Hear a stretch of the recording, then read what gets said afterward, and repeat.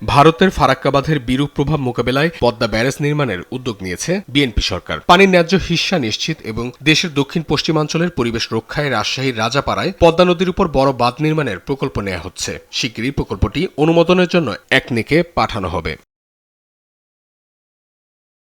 বুধবার সকালে সচিবালয়ে প্রধানমন্ত্রী তারেক রহমানের সঙ্গে বৈঠক করেন পানি সম্পদ মন্ত্রী শহীদুদ্দিন চৌধুরী অ্যানি। জানান ২০২৬ থেকে ৩৩ সাল মেয়াদে পদ্মা ব্যারেজ প্রকল্প বাস্তবায়নে ৩৪,৫০০ কোটি টাকা প্রাথমিক বরাদ্দ রাখা হয়েছে। এ প্রকল্পের মাধ্যমে কৃষি জমিতে সেচ ও ১১৩ মেগাওয়াট বিদ্যুৎ উৎপাদনের লক্ষ্য সরকারের।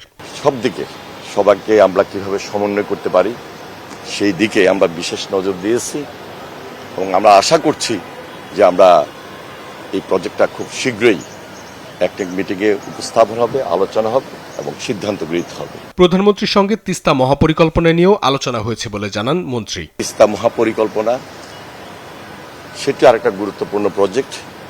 এই প্রজেক্টটি নিয়েও খুব প্রাথমিকভাবে আলোচনা হয়েছে, যেহেতু এটা ফিজিবিলিটি স্টাডি ইতিমধ্যে চলছে, আরো বেশি স্টাডি করতে হবে।